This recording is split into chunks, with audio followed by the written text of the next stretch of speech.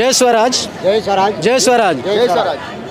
నా పేరు ఇంజ గణేష్, జేఎస్టీయూసీ రాష్ట్ర వర్కింగ్ ప్రెసిడెంట్. మరి ఈరోజు కార్మికుల దేశవ్యాప్త సమ్మెకు మరి మేము ఇందులో పాల్గొని మరి మద్దతు తెలపడానికి వచ్చాము.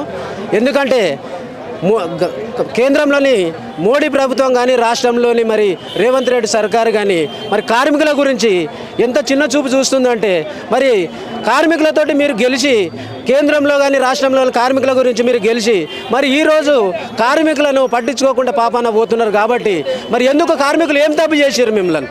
మరి 10 గంటలు పెంచుతూ 10 గంటల నుంచి 12 గంటల దాకా పని చేపిస్తూ మరి కొన్ని చట్టాలను మరి రద్దు చేస్తూ మరి కార్మికులను ఏం చేద్దాం అనుకుంటున్నారు మీరు? కాబట్టి మోదీ గారికి కానీ రాష్ట్ర సర్కార్ మరి రేవంత్ రెడ్డి గారిని మేము డిమాండ్ చేస్తున్నాం. ఎందుకు చేస్తున్నారు ఇంత? మరి మేము బతకొద్దా? కార్మికులు బ్రతకొద్దా? మేము మనుషులం కాదా? మనుషులు లెక్క కనిపిస్తలేమా? కాబట్టి ఖబర్దార్ గవర్నమెంట్కు మేము డిమాండ్ చేస్తున్నాం. ఎందుకంటే ప్రతి ఒక్క చట్టాలు మాకు అనుకూలంగా ఉండాలి.